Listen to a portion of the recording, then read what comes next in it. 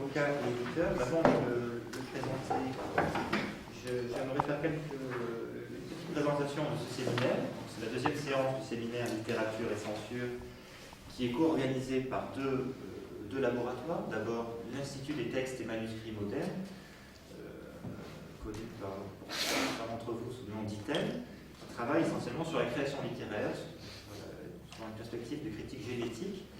Donc, ce séminaire se rattache à thème en ce sens où on s'intéresse en particulier, on privilégie comme axe de réflexion l'influence de la censure sur les pratiques d'écriture. En quoi la présence d'une censure réelle ou fantasmée conduit les écrivains à des formes d'autocensure. L'autre laboratoire, c'est le Centre de recherche sur les rapports entre littérature, philosophie et morale, qu'a fondé et que dirige toujours Jean-Charles Darmon, qui aurait voulu être parmi nous ce matin et qui l'intervenant de l'excuser car il est pris dans un gros dossier administratif. Ce centre de recherche sur le rapport entre littérature, philosophie et morale organise chaque année des colloques sur des notions, par exemple les vanités, l'imposture, la catharsis, en essayant de voir sur une longue période comment ces notions ont une influence en littérature, comment on a évolué en fonction de ces notions.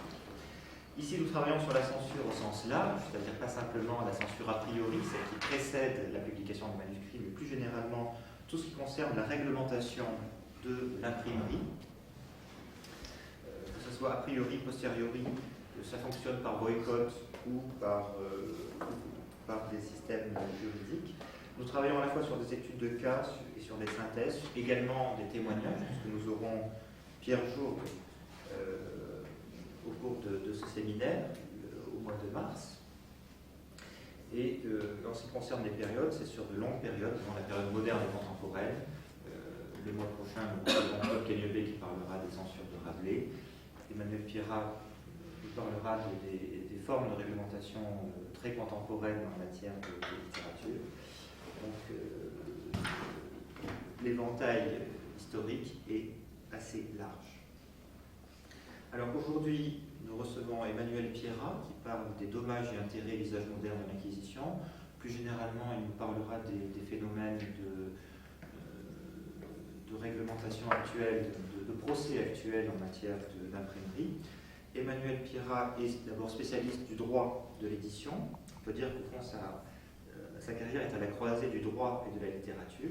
C'est d'abord donc un grand avocat spécialiste du droit de l'édition qui a reçu le certificat de spécialisation en droit de la propriété intellectuelle, qui collabore à de nombreux périodiques professionnels liés au métier du livre et également qui est l'auteur de plusieurs guides du droit d'auteur, notamment à l'usage des éditeurs. Mais il est également écrivain, romancier, collectionneur de livres censurés. Et au sujet des livres censurés, il a signé Le bonheur de vivre en enfer en 2004, le livre des livres érotiques en 2007, le livre noir de la censure en 2008, et il a avec lui le tout dernier qui vient de sortir, qui est donc le... 100 livres censurés. 100 livres censurés. Voilà. Il est également donc l'auteur de plusieurs essais, plusieurs romans, en plus de ses travaux juridiques. Alors parmi les livres qui concernent la réglementation de l'imprimerie,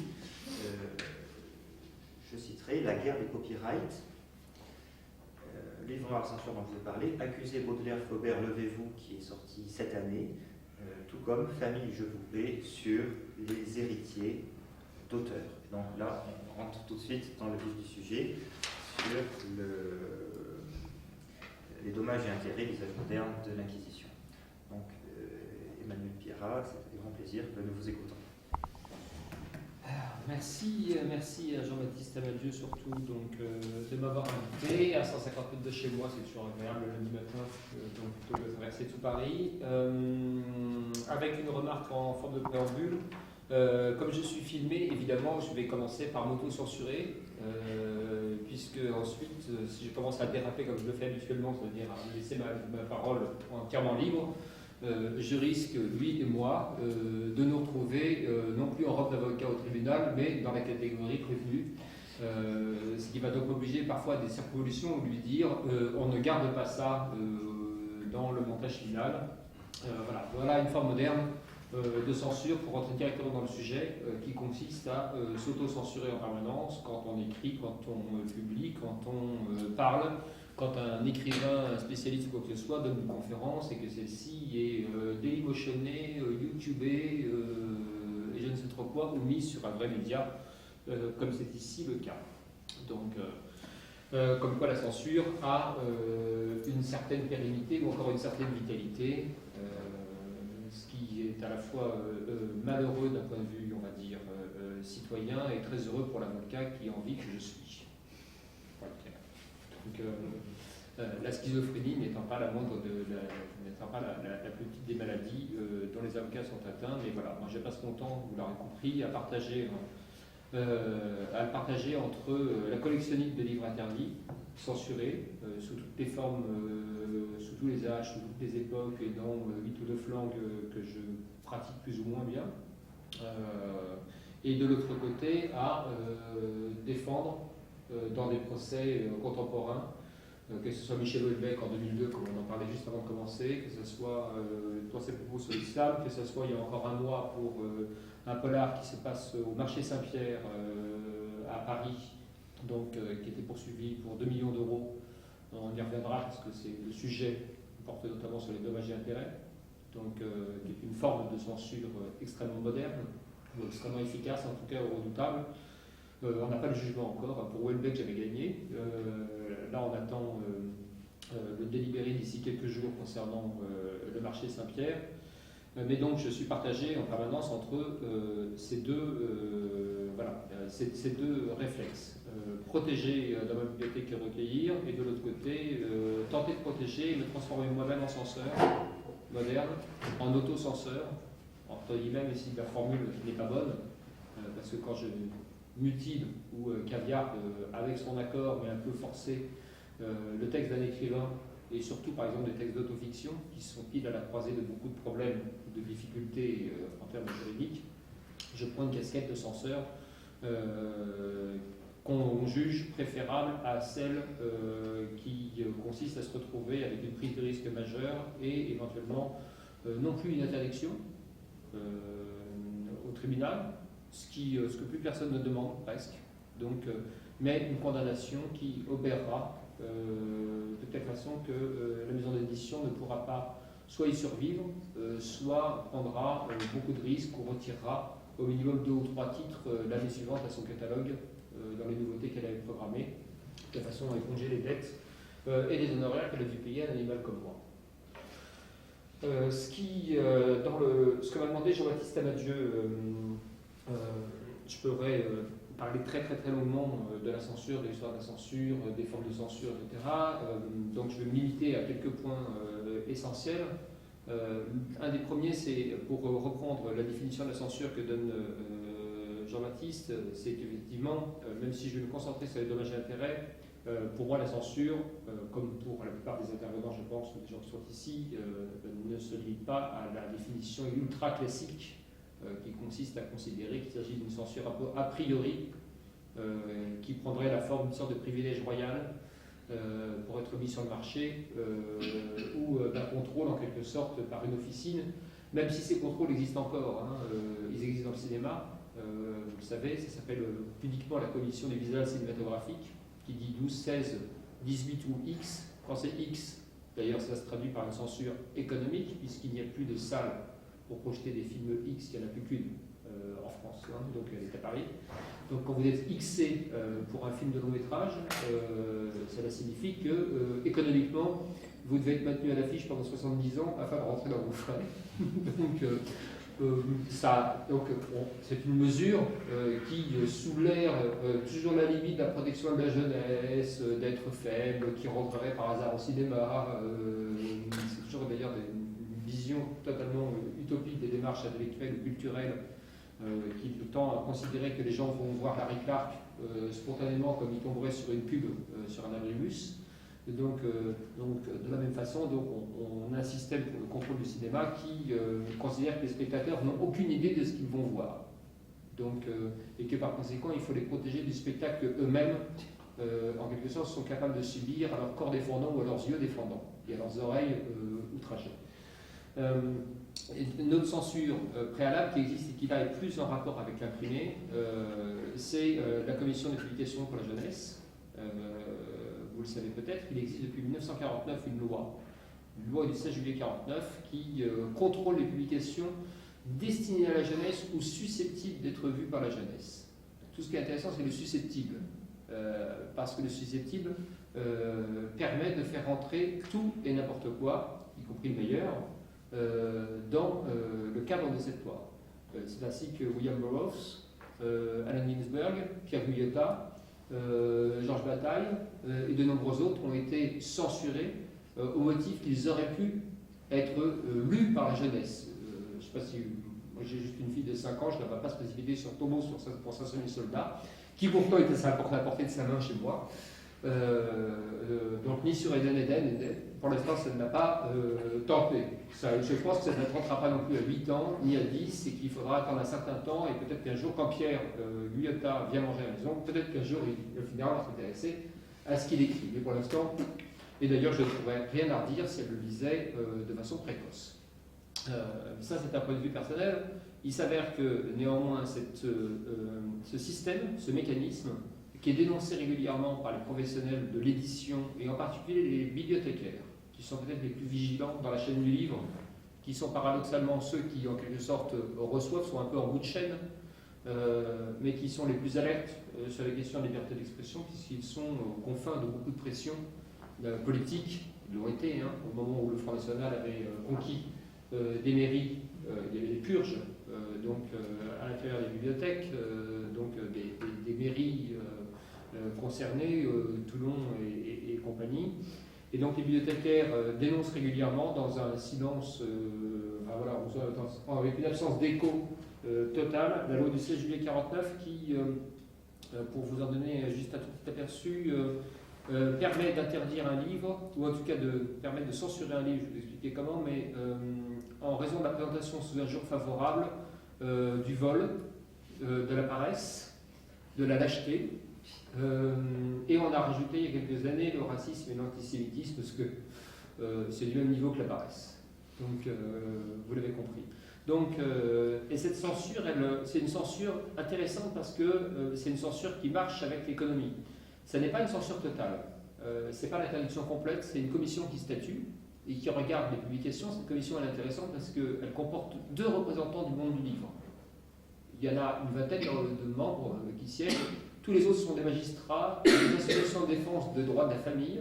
Autant vous dire que ça sent bon le catholicisme de la messe du dimanche matin, et au minimum, en latin, éventuellement le dos tourné face aux fidèles, pour vous donner une idée du type de chapelle que ça rassemble. Le reste, c'est des magistrats et des représentants du garde des Sceaux.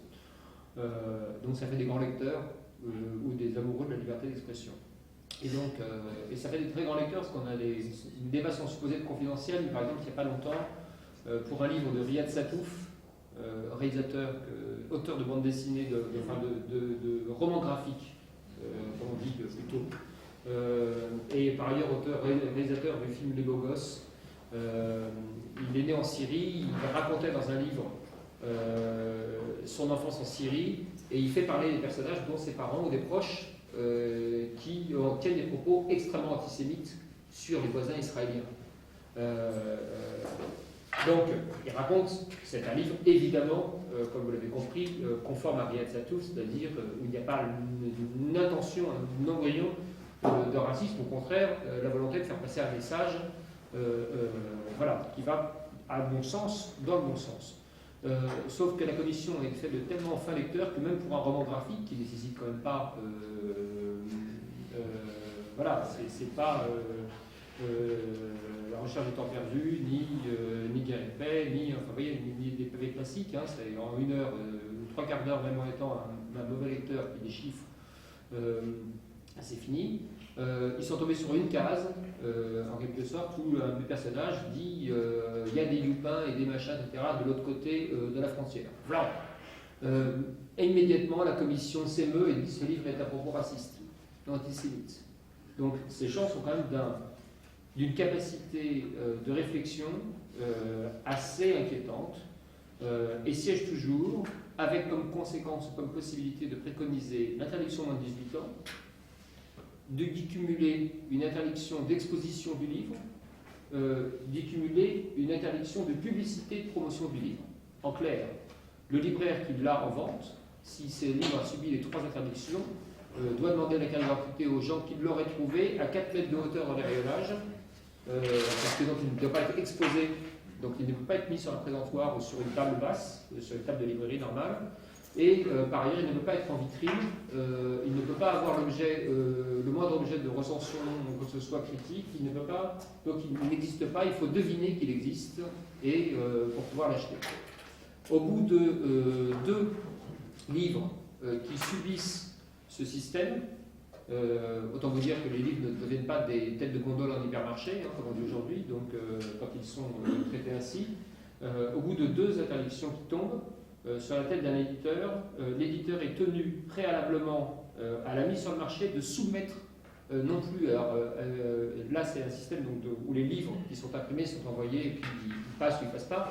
Là il est tenu 3 mois avant la date prévue de sortie d'imprimer les livres, de les soumettre pour savoir si oui ou non il peut les sortir.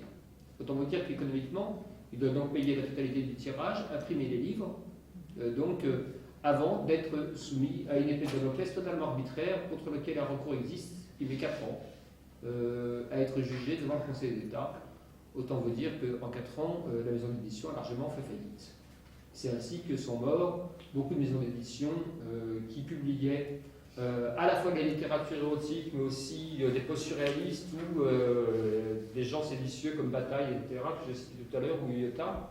Des maisons d'édition un peu indépendantes du type Jean-Jacques Pauvert, du type celle qu'avait Régine Deforge dans les années 60-70, c'était l'heure du temps.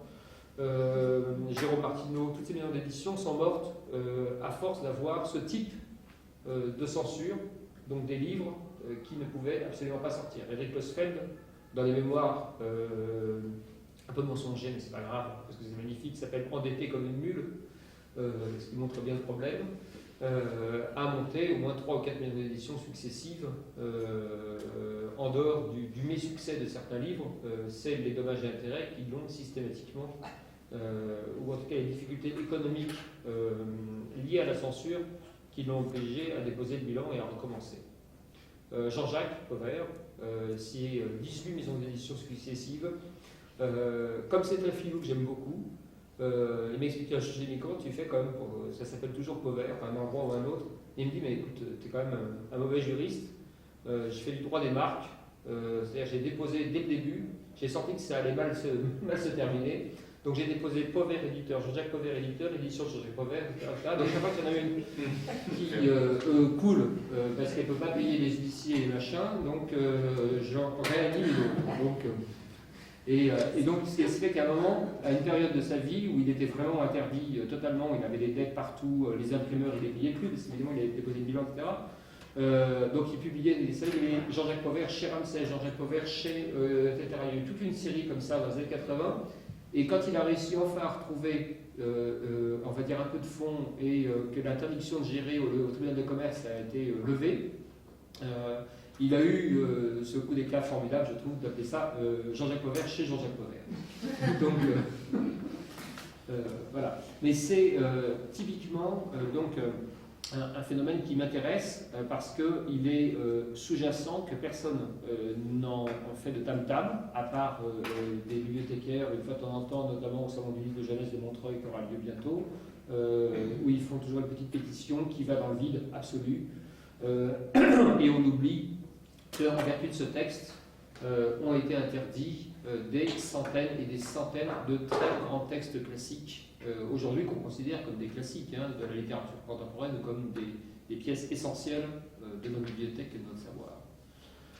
Alors pour revenir, parce que évidemment j'ai l'art de la digression et de l'improvisation qui qui m'empêche de suivre un fil cohérent. Donc, je vais faire un retour en arrière quand même. Alors, je termine, pardon, d'abord. Je termine donc pour vous dire que, effectivement, sur la définition de la censure, censure a priori, censure a posteriori sous forme d'interdiction, oui, beaucoup plus souvent sous forme de dommages et intérêts, de frais, de pression. Quand un procès a lieu, ça signifie dans une maison d'édition qu'il faut passer plusieurs heures minimum, amputé sur du temps de travail, sur les manuscrits, sur autre chose, etc., à construire le dossier, à préparer, à voir l'avocat, etc. Quand on passe la journée au tribunal, moi c'est mon boulot, mais sincèrement, les écrivains et les éditeurs qui y sont placés, ils passent un temps absolument record, donc le tout cumulé finit par rendre, même si on gagne le procès, finit par le rendre économiquement déjà très très très coûteux. Donc même un procès gagné, c'est un procès qui, fait très peu vendre, parce que le nombre de livres subissant des procès qui connaissent la mousse ou l'écume suffisante en publicité, en termes d'écho dans la presse, c'est absolument infinitésimal par rapport au nombre de livres qui sont attaqués et de livres qui sont condamnés. Pour vous donner une idée, de façon large, en France, chaque année, on fait l'équivalent pour moi, alors dans une conception très large de la censure, mais 17 000 procès de censure, donc pour des motifs divers et variés, et des ayants droit, de la diffamation de la vie privée, des messages à caractère pornographique, de la présomption d'innocence, etc., etc. 17 000.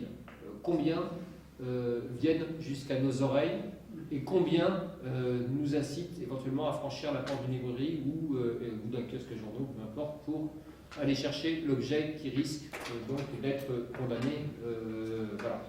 Donc vous voyez que dans ce rapport, ou cette balance d'actes simple, le procès ne fait pas vendre. C'est exceptionnel que la mesure de censure ou le lancement de la mesure de censure entraîne des ventes suffisantes pour compenser les frais occasionnés, même en gagnant le procès. D'ailleurs, en gagnant le procès, le lecteur s'y intéresse moins. Si vous le perdez, le lecteur s'y intéresse plus. Un livre qui n'est pas condamnable, pas condamné, c'est un livre moins intéressant dans l'écume publicitaire. Donc, en ce jour de remise de prix littéraire. Ces phénomènes sont intéressants. Il faut les coupler avec des phénomènes de concentration économique. Je crois qu'un autre intervenant, si je ne me trompe pas, Joël Mollier en parlera, donc de concentration économique dans l'édition. Moi j'ai publié le livre noir de la censure au Seuil, qui est propriété donc, de La Martinière Le Seuil, qui est propriété de frères Wertheimer qui possèdent Chanel. Je ne suis pas sûr que j'aurais pu faire le livre noir des cosmétiques, par exemple, ou la parfumerie. Vous voyez ce que je veux dire au Seuil.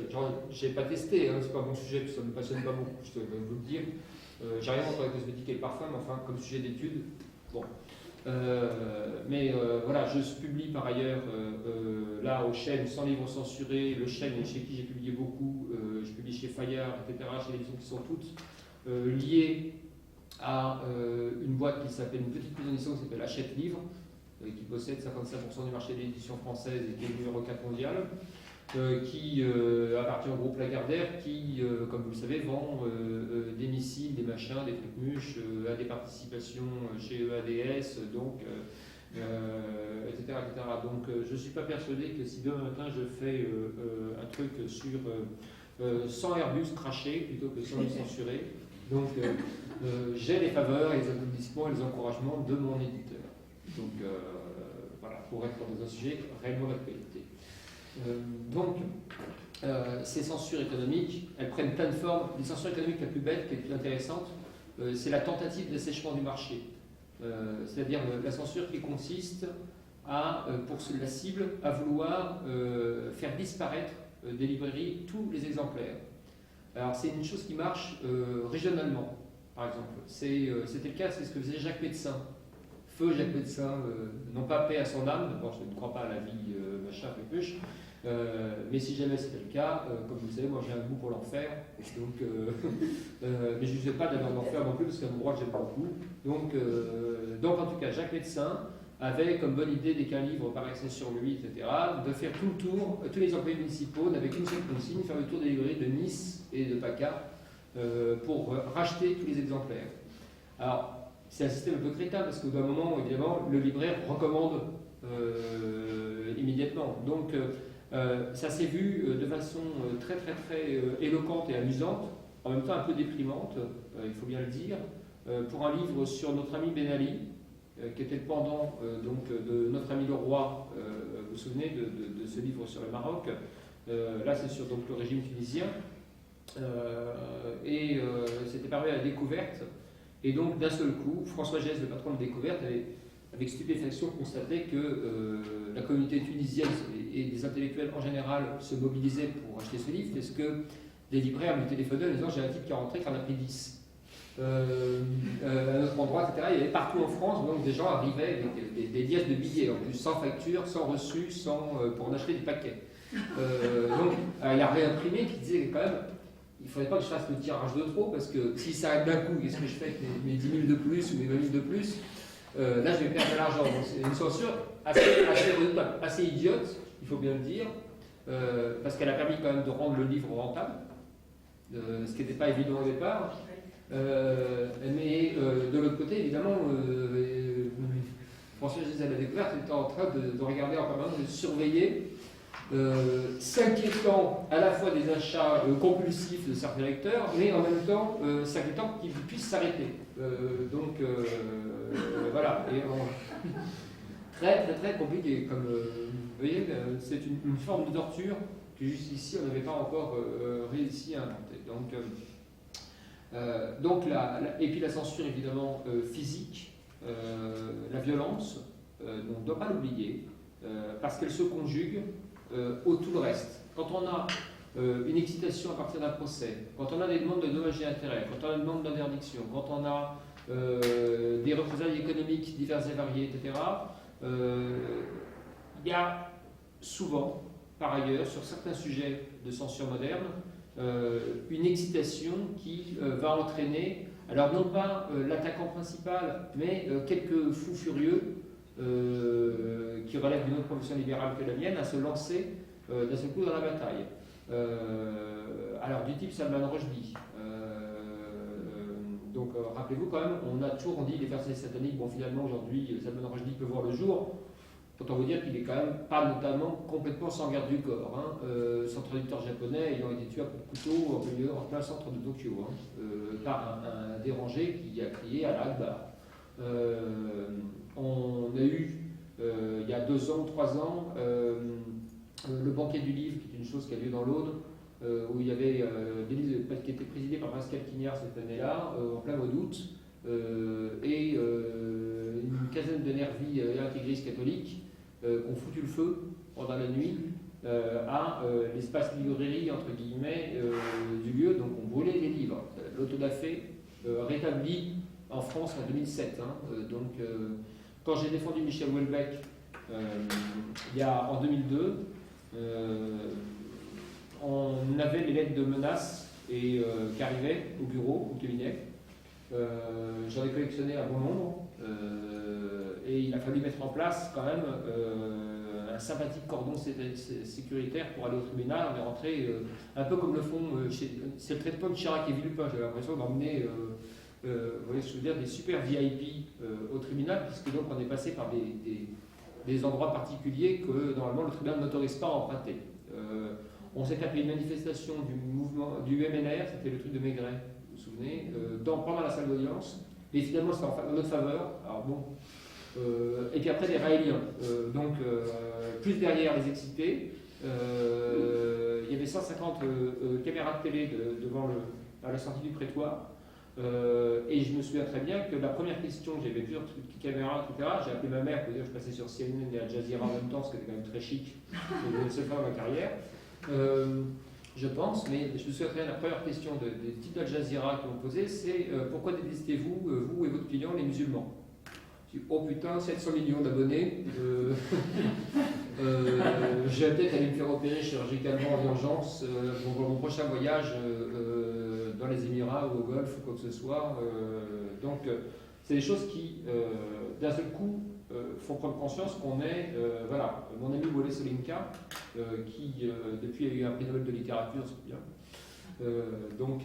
Nigérian, a quand même subi des violences physiques très importantes dans son pays d'origine et a fini par prendre la tangente.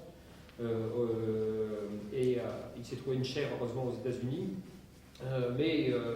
Il est resté en exil pendant très longtemps et est retourné au Nigeria. Et là, il m'annonce qu'il va bouger à nouveau parce que ça commence à nouveau à tanguer un peu. Mais il faut dire qu'il avait oublié, il est allé sur un plateau de télé, il tient des propos sur les religions, on va dire, assez radicaux, donc assez athées, donc conformes, même pas radicaux d'ailleurs, pour moi, normaux.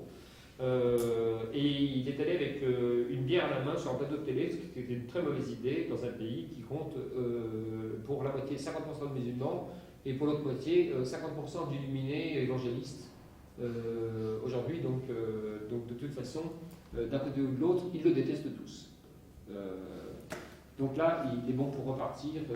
Si vous voulez accueillir en résidence d'écrivain très très très sympathique et grand écrivain nigérian, voilà.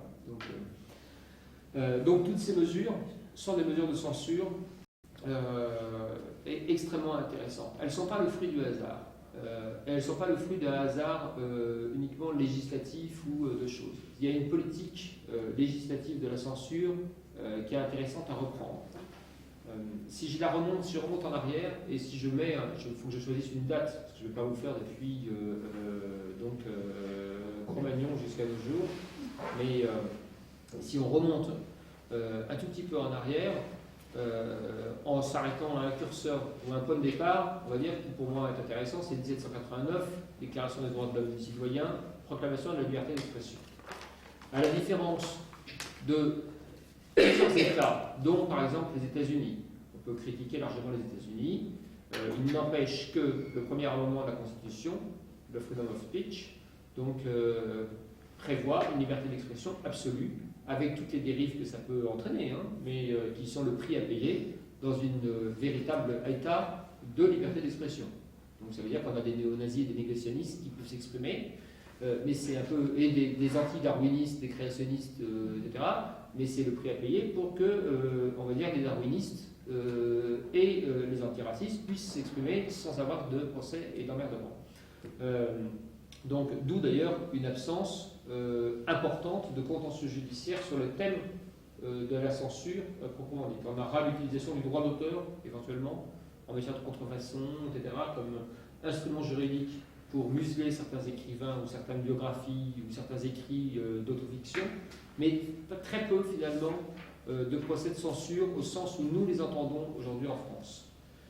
Pourquoi ? Parce que, le texte est assez entier, il fait bloc, et il a été jugé 150 fois par la Cour suprême qu'il ne pouvait être idérogé que dans des mesures qui ne sont pas très glorieuses, mais exceptionnelles, des choses sur le terrorisme, etc. Depuis le 11 septembre, il y a des textes qui sont très inquiétants, y compris pour les bibliothèques, notamment, de tri des livres et de fichage des lecteurs en fonction des thèmes qui peuvent les intéresser. Donc ça commence à déraper un peu. Mais il faut bien dire que pendant plus de 2 siècles, ça a survécu assez bien. Nous, en revanche, dès le début, le problème est faussé. On part avec un principe, la liberté d'expression, etc., est totale, je passe le texte exact, virgule, sauf dans les cas où la loi en dispose autrement. Le problème, c'est que la loi, elle a très très très vite tendance à en disposer autrement. Donc on a un principe constitutionnel qui, d'emblée, comporte le verre à l'intérieur du fruit. Et donc ouvre la porte à l'application par le législateur de tout et n'importe quoi, ou des inventions qui sont, au fur et à mesure des 2 siècles qu'on suivi, liées soit à des revirements un peu cyclotimiques de la part du censeur, à des changements de régime, et aujourd'hui, on va dire, entre les humeurs législatives ou les humeurs de l'exécutif, liées à la démagogie du journal de 20h de TF1, qui vous balance un fait divers le soir à 20h, entraînant une réaction du législateur le lendemain pour dire qu'il faut interdire telle ou telle pratique, tel ou tel propos, etc., etc. Et dans les 48 heures, tout le monde vote des lois supposées être bien intentionnées, qui se révèlent être de dangereux, on va dire, des dangereuses entailles faites à la liberté d'expression. J'en prendrai un ou 2 exemples tout à l'heure. Donc, ce système, d'emblée, est biaisé.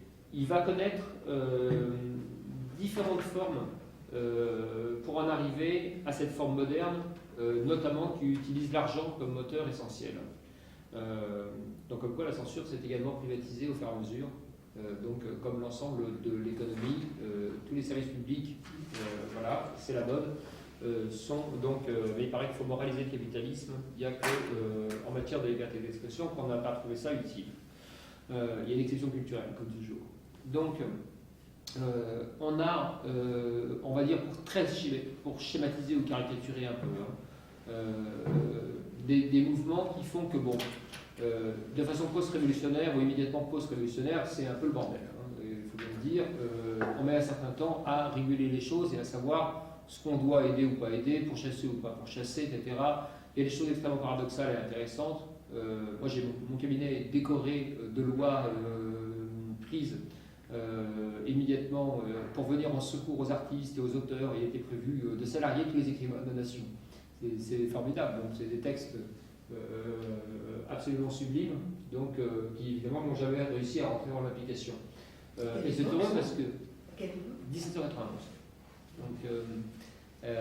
Et c'est magnifique, et en même temps c'est très inquiétant, parce qu'un écrivain salarié, ça veut dire un écrivain dépendant, là aussi, d'un pouvoir économique. Donc l'intention était pure, la pratique, si elle était rentrée en vigueur, aurait donné des résultats un tout petit peu, on va dire, biaisés. Donc, les choses sont dans un espèce de grand bazar, on va dire pendant quasiment 30-40 ans, à la louche. Je brosse ça à grands coups de pinceau, pardonnez-moi pour l'absence de pointillisme. Et pour en arriver donc à la restauration, sous la restauration, d'un texte qui existe pourtant, mais qui d'un seul coup est réarticulé et reformulé législativement de façon plus accrue, qui est l'outrage aux bonnes mœurs, à la morale publique et religieuse. Ce texte fondamental va être le principal instrument de censure du XIXe siècle. En tout cas, de tout ce qui va se produire ou être produit jusqu'en 1880, je prends cette date, on va avoir comme ça, pendant 50 ans, un demi-siècle, une sorte de rouleau compresseur extraordinairement formidable d'application. Je veux dire, quand on dit formidable dans mon jargon, c'est comme quand sur l'autre face une grosse tumeur. C'est formidable, j'ai un gros dossier, ça veut dire que c'est un truc vraiment, on n'en échappe pas. Donc c'est une machine redoutable qui va se mettre en place et qui évidemment est rétroactive. C'est-à-dire qu'elle va commencer d'abord par rattraper tout ce que le XVIIIe et la fin et la période révolutionnaire troublée a permis de laisser en vente dans les librairies. Donc on va attraper les liaisons dangereuses de Chavalot-Laclos en 1829 ou 1832, pardon, pour la date exacte, je crois, d'interdiction. Erotica Billion de Mirabeau, de Dulor, les divinités du phallus, etc. On va attraper Lovett Couvray, le chevalier de Faublas. On va attraper des textes du 18e de l'âge d'or du libertinage, comme on dit. Les uns après les autres, dans un grand bazar. Donc on va rattraper comme ça, en gros, tout ce qui s'est produit entre 1705-1710, l'apparition, on va dire, du conte un peu exotico, quelque chose à tendance libertine, un peu orientalo, machin, jusqu'à les années 1829-1830. Et puis évidemment, ensuite, la chose va servir pour toute production nouvelle, avec cette acmé, en quelque sorte, que constitue, comme vous le savez, l'année 1857, Flaubert en janvier, par le procureur Pinard, en juillet, Les Fleurs du Mal, et on oublie toujours en novembre Eugène Sue pour Les Mystères du Peuple, pas Les Mystères de Paris, Les Mystères du Peuple, qui est donc un livre qui paraît de façon posthume, puisque Eugène Sue meurt alors qu'il a déjà reçu les poursuites, qui sait que les poursuites sont engagées à son encontre. Et le premier tirage de 80 000 exemplaires est saisi avant même le procès. Ce qui est intéressant quand on prend ces textes, et surtout quand on met en perspective, par exemple, en 1857, quand on aligne Flaubert, Baudelaire, Eugène Sue, c'est qu'on s'aperçoit que finalement, ce qui préoccupe le législateur et le censeur, c'est pas tellement les mauvaises mœurs. Les mauvaises mœurs, ça n'est qu'un prétexte. Très facile et démagogiquement très simple à utiliser. Donc c'est soit mon Dieu c'est scandaleux, c'est la débauche, soit protégeons nos enfants. Sachant qu'à cette époque, quand même, la majorité sexuelle étant à 11 ans, les choses sont un peu compliquées pour ce qui est de protéger les enfants. Mais c'est toujours un prétexte. Ce qui en réalité est à l'œuvre derrière, et on le comprend mieux quand on a morale publique et religieuse, et c'est morale publique qui est intéressant là-dedans. Et quand on prend les poursuites contre Flaubert ou contre Baudelaire, c'est que jamais on ne se limite à dire c'est la partie bonne mœurs du délit qui nous intéresse. On utilise de concert les trois en essayant de passer, de mettre en avant en quelque sorte bonne mœurs, mais en utilisant toujours derrière l'autre partie du texte. Pourquoi ? Parce que ce qui dérange dans Madame Bovary, c'est pas les scènes de cul, il faut être clair, ou alors on n'a pas lu le même livre. Hein. Donc c'est pas Madame Bovary, hein. C'est quand même très. Il ne s'y passe pas grand-chose en termes de description lascive, langoureuse, séditieuse, libertine ou quoi que ce soit.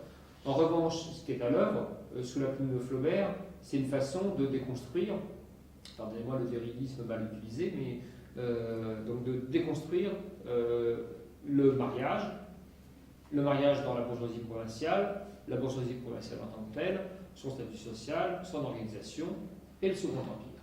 Donc c'est-à-dire qu'on a à l'œuvre un procureur Zélépinard qui est substitut de l'empereur, qui a fait une carrière politique. Il a changé d'avis à chaque gouvernement. Hein. Donc il a été monarchiste, il a été républicain, il est devenu néo-bonapartiste. Le type est totalement l'opportuniste, c'est à côté Kouchner et Besson, on a l'air de dame à terre. Ça rappelle les confesseurs de Olivier Stirn, vous voyez, donc là on est dans quelqu'un qui constamment change de casaque et fait d'ailleurs une très belle carrière jusqu'au moment où il va chuter parce qu'il en fera trop et il est tellement marqué, il deviendra ministre, hein, donc sous le Second Empire, donc il est tellement marqué le Second Empire qu'à un moment ça devient trop public et il finira par être destitué et chuter et au moment où il quittera le tribunal, dit un de mes confrères, Alexandre Nadjar, qui a fait sa biographie, mais il n'a jamais été fichu de me produire les textes, on aurait trouvé les poèmes scatologiques qu'il écrivait pendant l'audience dans son bureau. Donc, c'est une rumeur, mais apparemment ce serait une légende. Ça serait une légende, voilà. Donc, oui, parce que voilà. Et puis je ne fais pas confiance à Alexandre Nadjar, qui est un très bon avocat libanais, et qui était surtout un très bon romancier aussi. Il est capable de m'inventer des poèmes scatologiques, voilà. Donc je n'avancerai pas là-dessus plus. Ce qui est intéressant, donc, c'est que on voit et on comprend quand on lit les réquisitions du procureur Pinard, quand on lit le terrain sur lequel se placent les juges, et quand on lit surtout les poursuites à l'encontre de Gensu, et chez Gensu, bien malin celui qui trouvera, alors là pour le coup, des atteintes aux bonnes mœurs, donc des outrages aux bonnes mœurs, on comprend très bien que c'est un texte qui est, on va dire, l'équivalent, mais alors avec 3000 pages de plus, de Napoléon le Petit. Donc on est dans un texte qui vise directement le régime politique et tout ce qui est à l'œuvre sous ce régime politique, qui a toujours donné l'illusion, a posteriori qu'aujourd'hui, quand vous interrogez, on va dire, un Français moyen, si tant est qu'il ait une idée, vous avez un résultat qui consiste à dire, à balbutier au mieux Haussmann et généralement le père Garnier et Biarritz. Hein. Donc ça paraît être un régime très sympathique où on s'est mis en ami on a illuminé Paris, mis des chandeliers, des candélabres, des champs, des phrases des réverbères, et ça s'arrête un peu là.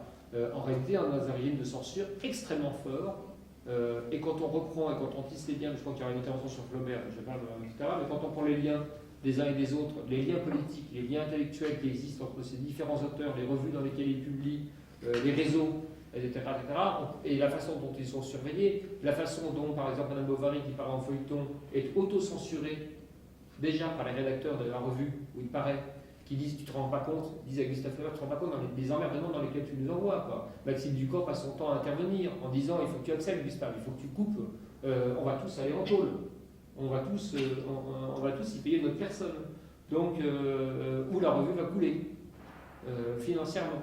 Donc, avant même la sortie du livre et avant même les poursuites, on a un phénomène qui montre bien, quand on reprend les textes, donc, qui montre bien qu'il y a une censure politique, qui est à l'œuvre une censure politique qui utilise notamment l'argument financier. Donc, je fais à grands pas jusqu'en 1880.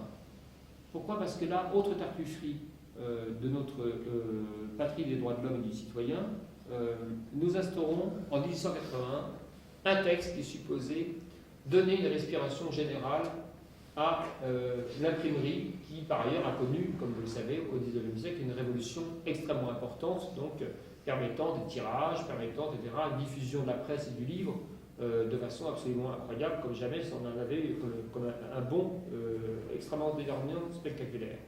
Donc en 1881, on élabore une loi qui est toujours en vigueur, qui est toujours aujourd'hui appliquée, sans abroger pour autant l'outrage aux bonnes mœurs, etc., qui aujourd'hui s'appelle message de caractère pornographique, attentatoire à la dignité humaine ou violent ou attentatoire à la dignité humaine ou violent, susceptible d'être vu par un mineur.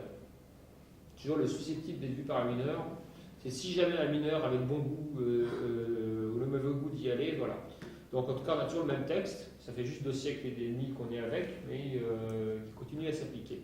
Mais ce qui est intéressant, c'est qu'on crée donc en 1881 une loi dite sur la liberté d'expression.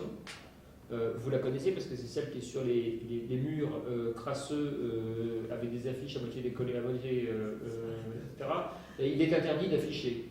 Alors, loi du 29 juillet 1881. Donc déjà pour une loi sur la liberté d'expression dont on se sert depuis des lustres pour indiquer qu'il est interdit d'afficher, ça vous donne une idée quand même du sens caché, même pas caché d'ailleurs, de cette loi.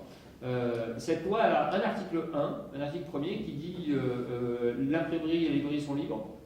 Et puis il y a ensuite un article 2, un article 3, etc. Enfin, il y en a 70 qui disent la diffamation est réprimée par 2 ans ou 3 ans de prison, l'injure, etc. L'offense au chef d'État, l'offense au chef d'État étranger, etc. On a donc au minimum une quarantaine de dispositions, de délits qui sont réarticulés, redéfinis ou nouvellement définis et qui s'appliquent à la totalité des modes d'expression, que ce soit la chanson, ça sera plus tard le cinéma, la télévision, la radio, etc. Et évidemment la littérature, évidemment la presse, évidemment l'affiche, évidemment la peinture, etc. Ce qui est très intéressant dans ces textes, c'est que pour la première fois, on rehausse véritablement, on baisse d'un côté les peines de prison, c'est-à-dire que la diffamation, ça existait comme notion juridique. Sauf que c'était déjà un texte, c'était une infraction criminelle. Il s'agissait d'un crime. Donc un crime, ça relève techniquement et juridiquement de la cour d'assises.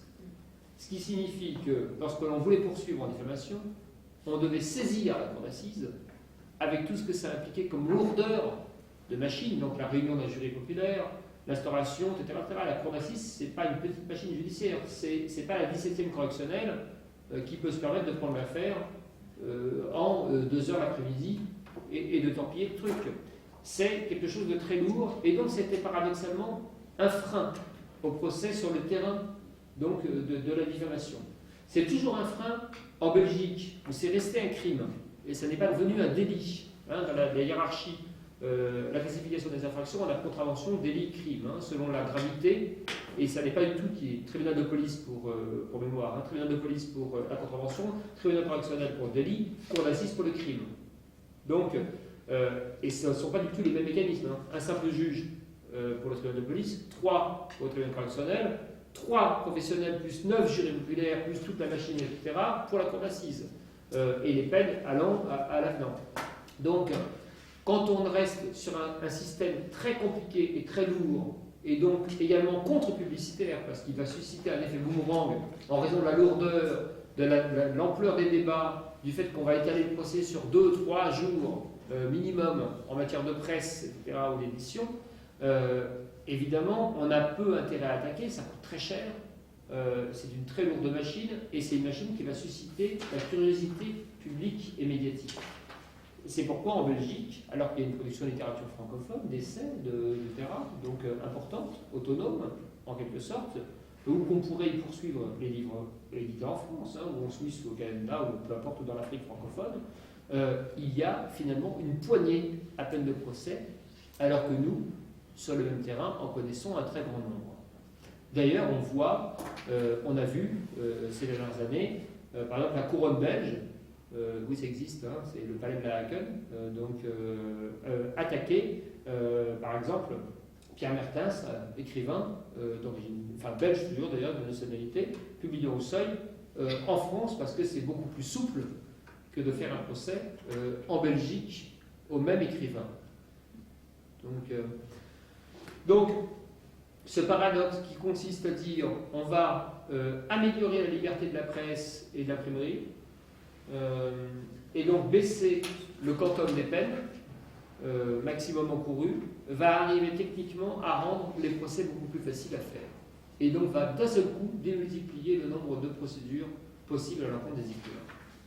Donc à partir de 1881, on a cette loi très hypocrite qui, comme vous l'avez compris, part d'un principe et articule derrière des tas d'autres délits nouveaux qui se greffent, mais qui en plus donc facilite l'usage de textes qui jusqu'ici on n'utilisait pas. La diffamation contre des romanciers, c'est rarissime au XIXe siècle jusqu'en 1881. En revanche, à partir de 1881, Anatole France, Jules Verne, par exemple, sont sur la sellette et se retrouvent au tribunal correctionnel, sans difficulté, pour des romans, face au drapeau, etc.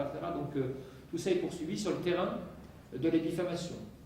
Comme on poursuivra, par exemple, le Pédigré de Simenon plus tard, tout un tas de livres dont on a oublié, avec un prisme très contemporain, on a l'impression qu'il y a eu une sorte de droit au roman pendant très longtemps. Non, il n'y a jamais eu de droit au roman. Il y a eu des tas de romanciers condamnés, poursuivis.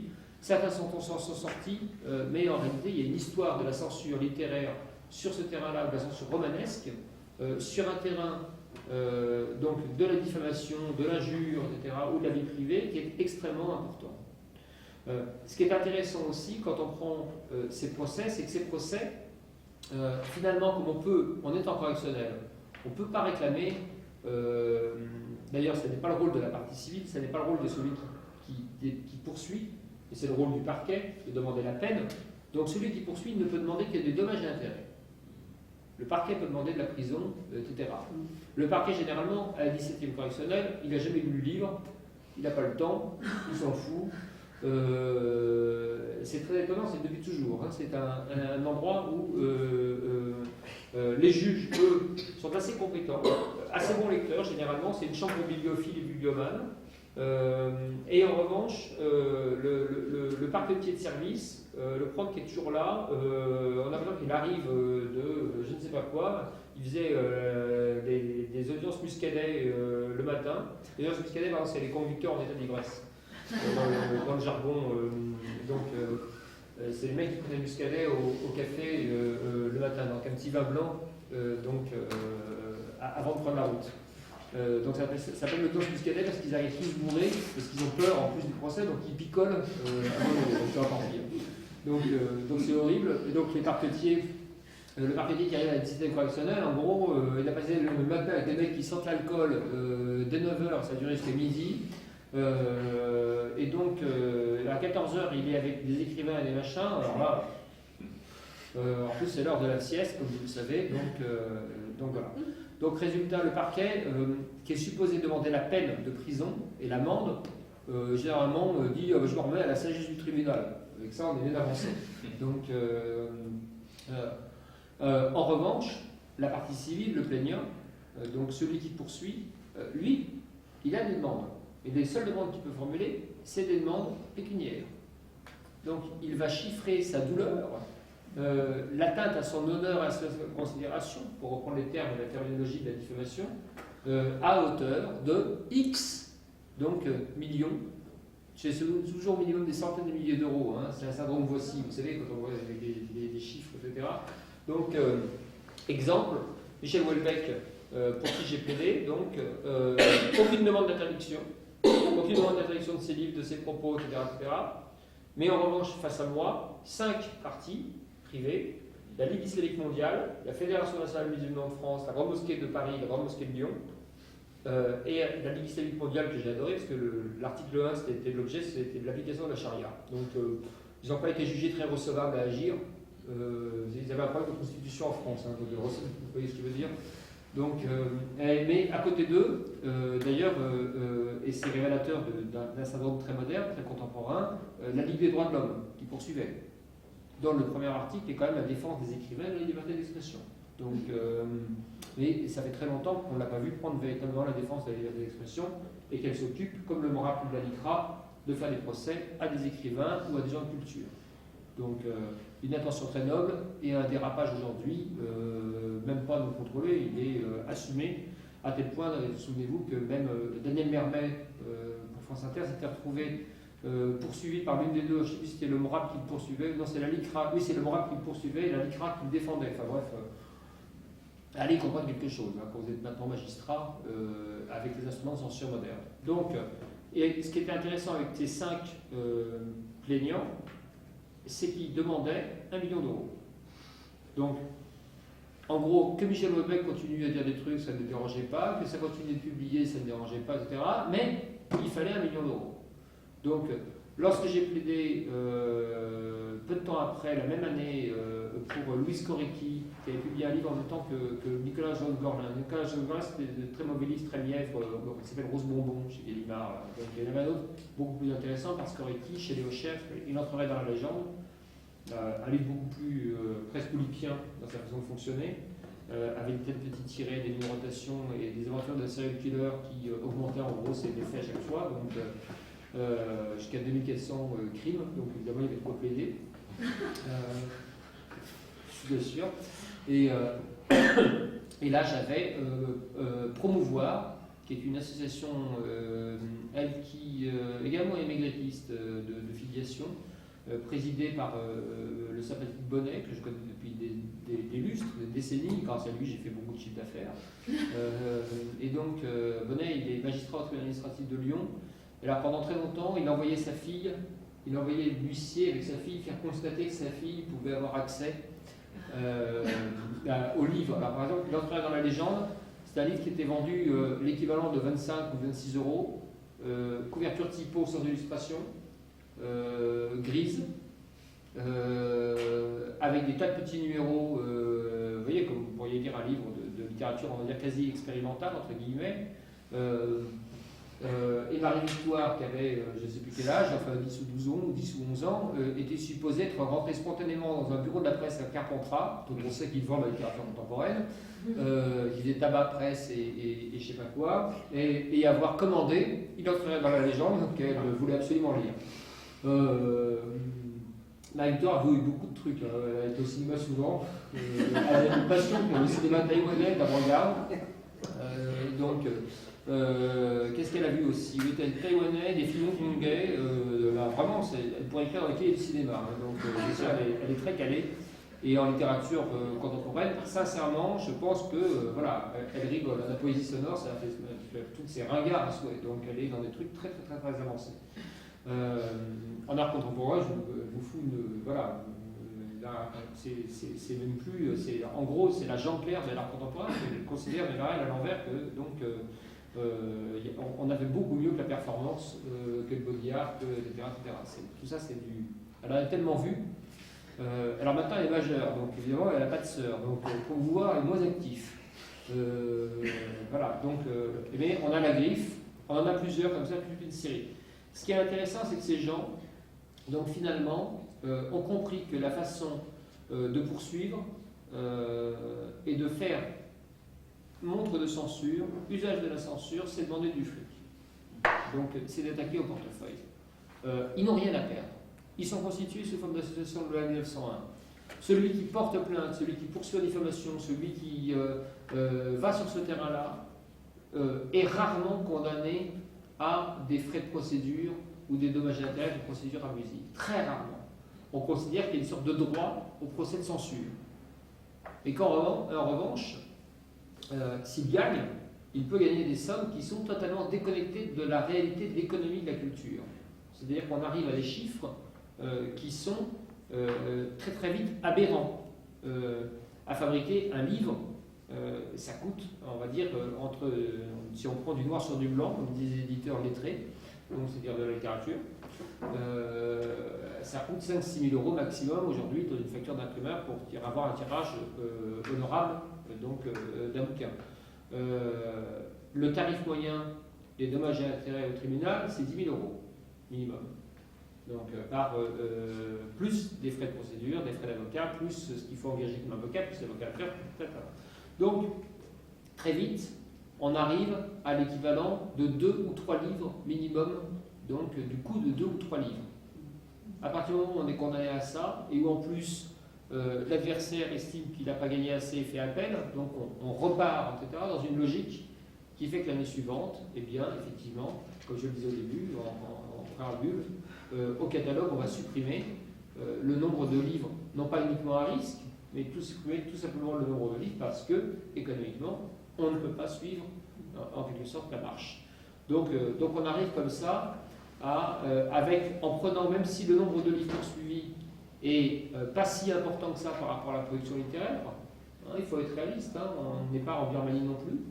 C'est-à-dire que si on fait des balances, nombre de livres disponibles en librairie, nombre de procès, finalement on s'en sort mieux que pas mal d'États sur la planète, mais l'effet indirect, diffus, invisible de tout ça, c'est l'absence de titres que l'on ne verra jamais paraître, et puis l'effet d'autocensure qui va être produit derrière et qui va nécessiter de faire appel à quelqu'un comme moi pour changer l'âge des personnages, lisser, rendre la littérature plus aseptisée, l'expurger en quelque sorte de tout ce qui pourrait faire que le héros fume avant 18 ans, couche avant 18 ans, alors que la majorité sexuelle est à 15, mais dans la fiction il ne peut pas. Donc il faut qu'il tienne à coup de bromure jusque-là. Encore une fois, l'éducation sexuelle obligatoire à 12 ans, majorité sexuelle à 15, et c'est seulement à 18 que la littérature peut vous expliquer que ça vous fait du bien, parfois. Donc c'est plein de phénomènes comme ça, et on est aujourd'hui avec un éventail d'environ 450 textes, toutes catégories confondues, applicables à la littérature et à l'image aussi, donc pour interdire de près ou de loin obtenir des mesures de censure. Présomption d'innocence, lois et vains diverses et variées, etc. Donc diffamation. On garde avec, je suis très long, mais juste je voudrais préciser qu'on garde, il y a toujours des principes. Si on est à 450 textes, c'est parce que quand on a des lois de censure, on ne les abroge jamais. C'est une règle qui se vérifie maintenant depuis 2 siècles et de 220 années, on va dire quasiment que la liberté d'expression est un principe constitutionnel. Donc la Déclaration des droits de l'homme fait partie intégrante de la Constitution. Donc elle est visée dans le préambule de la 5e et le préambule de la 4e. Donc depuis 220 ans, on a abrogé une seule fois un texte. Ce texte, c'est le délit de propagande anarchiste. C'est à cause d'Aragon, qui a été poursuivi. Alors Aragon, il a eu, comme vous le savez, en matière de censure, il y a le Comte d'Irène, évidemment, qui est paru sous le manteau. Mais ça, on comprend très vite que le sujet, effectivement, était problématique. Donc, c'était plus offensant que les yeux d'Elsa, dans la partie anatomie. Après le Comte d'Irène, surtout au moment où il y a la fracture, le passage du surréalisme au PC, enfin en tout cas au communisme, il y a la publication donc, de Front Rouge, un poème qui est poursuivi pour propagande anarchiste, pas trouvé de mieux, mais ça existait. L'avantage d'Aragon, c'est qu'évidemment, il avait un papa préfet de police, donc ça aide à s'en sortir. Donc non seulement il y a eu une sorte de classement sans suite, puis surtout on a abrogé le texte de loi. C'est le seul, à ma connaissance. En revanche, tous les textes qui peuvent paraître totalement désuets. Par exemple, moi j'aime beaucoup le délit de l'incitation à la démoralisation des troupes pour passage à l'ennemi. En gros, vous passez votre temps à dire, c'est la tête de 14-18, dire vous devriez aller du côté des moches, c'est vachement mieux, ils sont mieux nourris, pays magnifique, j'en sais rien, enfin bref, donc ça existe toujours. Alors ça peut prêter à sourire comme ça, parce que, et en même temps, Cabu, dessinateur que je défends, jusqu'il y a à peu près 10 ans, environ, maintenant il a moins d'emmerdement, Il me dit que je m'embourgeoise beaucoup, j'ai plus de procès. Pratiquement plus. Et jusqu'il y a 10 ans, avait eu en tout 19 procès, 1 par l'Église, 18 par l'armée. Ça donne une idée du truc. C'est-à-dire que l'armée a des moyens, ça on le sait, le budget est important, mais par ailleurs juridique. Il y a environ 30 textes de loi toujours applicables en cas de conflit ou même pas de conflit, d'ailleurs, pour attaquer tout littérateur qui s'intéresserait à l'armée. Il suffit de reprendre les grands romans pacifistes, ou Lucien Descaves, Souzoff, ou Henri Barbus, etc. Donc, pour voir les ennuis judiciaires auxquels ils ont été, ou les attaques, ou les débuts de procès avant qu'ils ne soient arrêtés parce que ça faisait des contre-publicités. Mais enfin, la littérature pacifiste est une littérature qui a été emmerdée en permanence. Je ne parle même pas de la guerre d'Algérie, et de Henri Alleg et de la question, etc. Là, je suis sur, vous voyez, les choses encore plus anciennes. Donc, ces textes ne sont jamais abrogés. Il y a un texte, par exemple, qui est assez fascinant, qui concerne assez peu la littérature, mais moi qui me sidère, qui est le délit de propagande antinataliste, qui interdit de faire la publicité des contraceptifs. Vous avez déjà vu une pub pour la pilule, vous? Moi non, jamais. En dehors d'un planning familial, enfin d'un endroit très spécifique, il n'y a jamais eu de publicité en France pour stériler les pilules. La seule chose qui existe, c'est depuis que le sida fait des morts, paraît-il, donc on a une tolérance pour la pub pour la capote. C'est une tolérance. Le texte interdit toujours, par ailleurs, de faire la publicité, la promotion, et donc de moyens de contraception. Parce qu'on ferait de la dénatalisation, en quelque sorte, de la propagande antinataliste, et donc on développerait la France. Vous voyez le problème?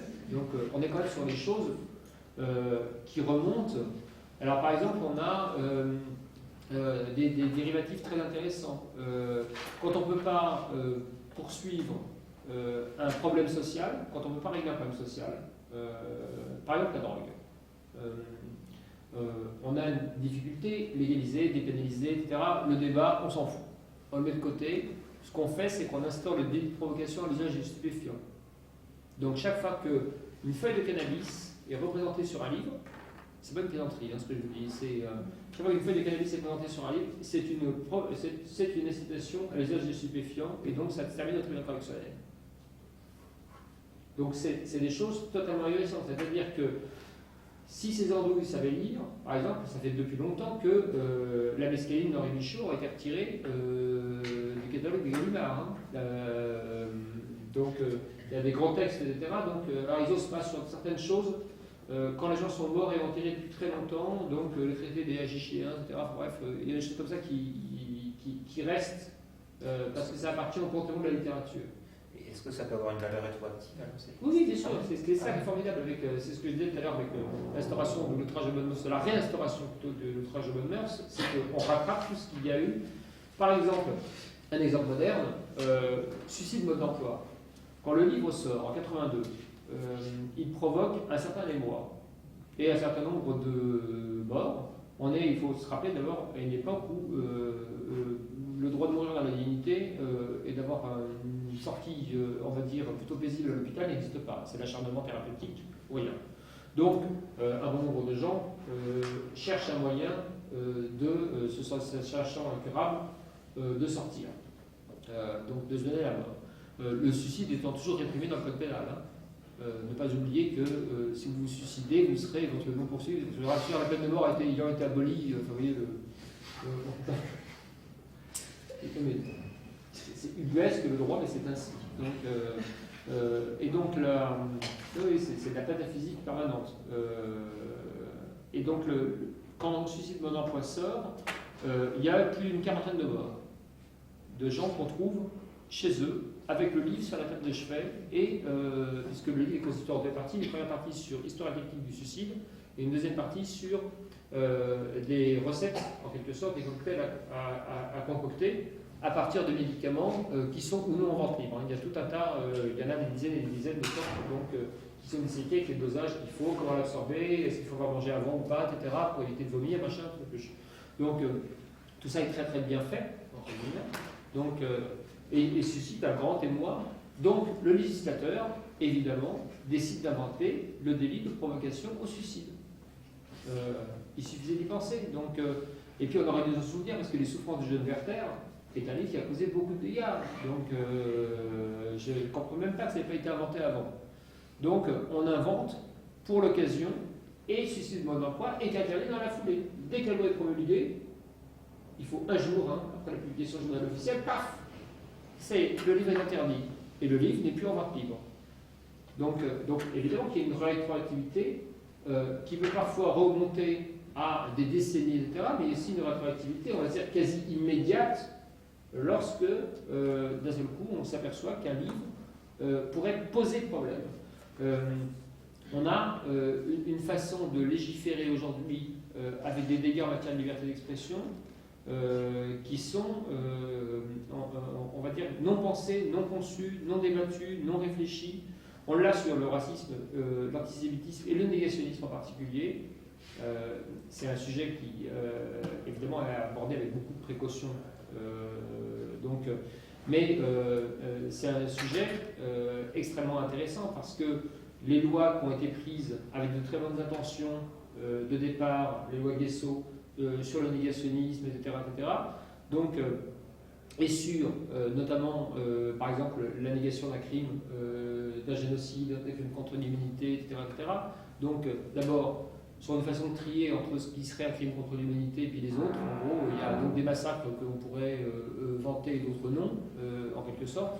Donc, c'est une hiérarchie très étrange. Les Arméniens, il a fallu attendre que la loi, la France reconnaisse, etc., pour qu'ensuite on considère que c'est un génocide et qu'ensuite ça rentre dans le cadre de la négation. Donc, très compliqué. Et puis surtout, on s'aperçoit a posteriori, que, et ça c'est les esprits les mieux placés, autres que moi, qui l'ont constaté, donc on a un nombre de procès faits sur le terrain de l'antiracisme par l'élite d'extrême droite plus important que nous n'en avons dans l'autre sens. C'est-à-dire que les écrivains sont aujourd'hui attaqués sur le terrain de ce qu'on appelle le respect de l'identité française. Donc, quand on a des tentatives au niveau de l'Union européenne de faire instaurer, par exemple, la notion de chrétienté dans des textes supraconstitutionnels, c'est pas anodin. Ça signifie derrière que les atteintes qui pourraient être portées, le délit de blasphème, en quelque sorte, qui est supposé être aboli depuis 2 siècles et poussières, pourrait être rétabli sans trop de difficultés, à l'aune du principe constitutionnel, c'est-à-dire qu'il tiendrait la route et ne serait pas donc entaché de la constitutionnalité. Donc, on a, dans une étude qu'a fait Viamet-Zeller, c'était sa thèse, elle a calculé le nombre de procès, le nombre de dégâts. On a plus de procès de la part de ligues d'extrême droite diverses et variées que de procès qui sont faits contre des négationnistes. Les négationnistes, ils s'en foutent, ça fait très longtemps qu'ils sont rentrés dans des réseaux sur Internet ou quoi que ce soit. C'est Forisson, vous ne le voyez plus, à part quand Dieudonné l'exhibe, etc. Vous ne le voyez plus apparaître. Il fait son miel sur un terrain où on peut d'ailleurs pas le combattre et lui donner la réplique en quelque sorte ou le asséner et démonter ses arguments absurdes, etc. Pourquoi ? Parce qu'il est sur un terrain où il n'y a pas de débat contradictoire et il a son site internet en quelque sorte qui s'appelle ARG. C'est caché tout le temps, ça change d'adresse IP tout le temps et c'est l'association des amateurs d'authentiques récits de guerre et d'histoire.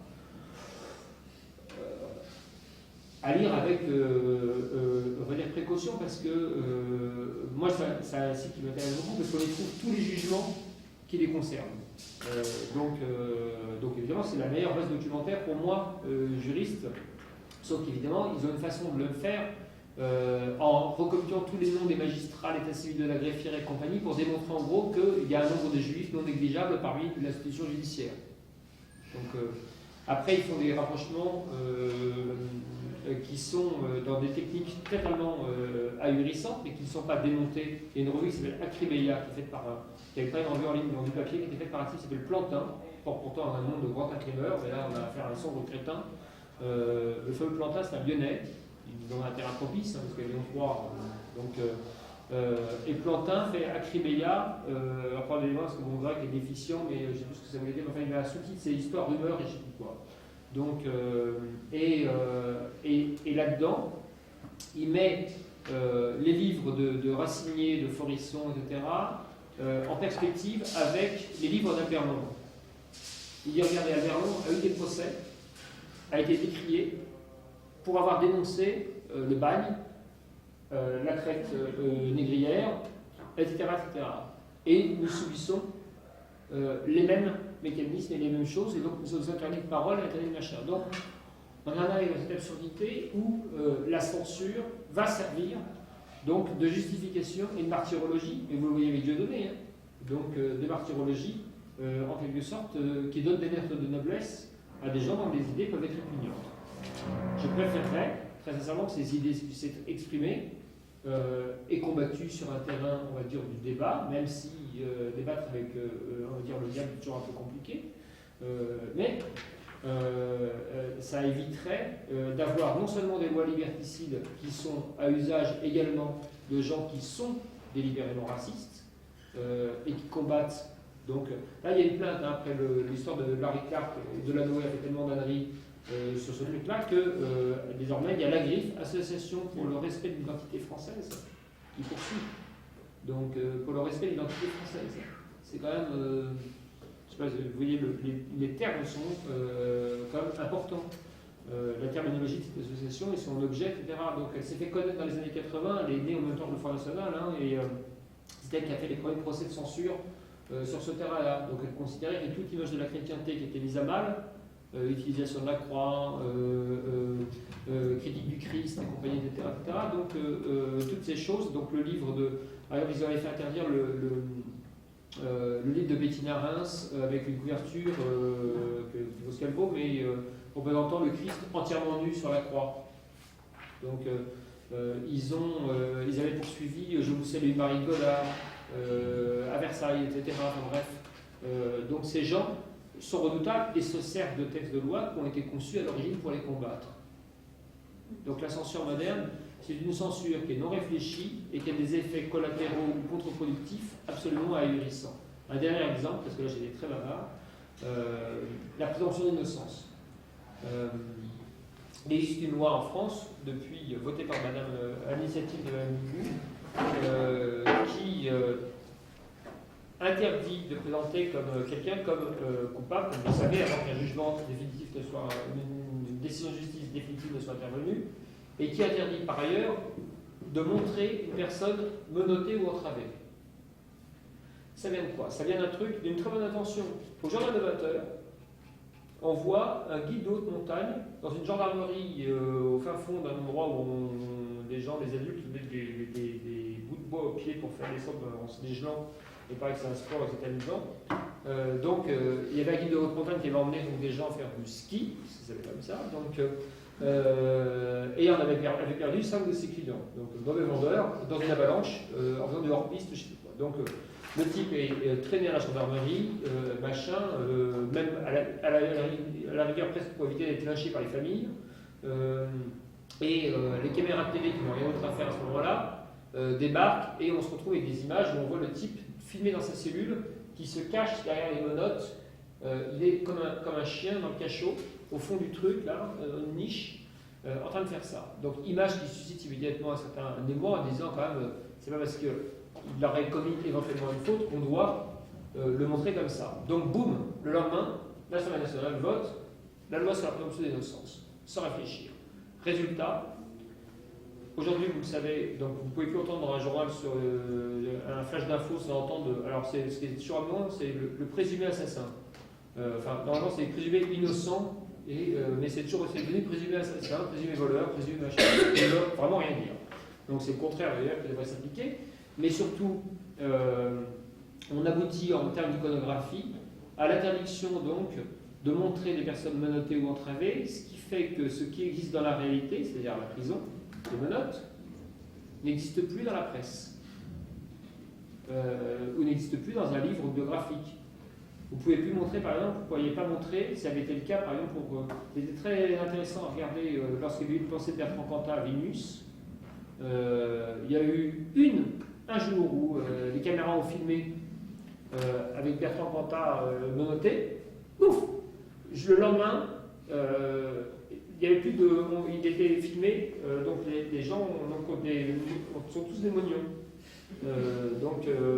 Donc ce qui fait que voilà, le débat sur les conditions d'enfermement, le monotage, des atteintes qui vont au-delà de l'enfermement et qui sont un enfermement permanent ou quoi que ce soit, donc ne peuvent même plus avoir lieu puisqu'on ne peut pas représenter ce qui existe réellement.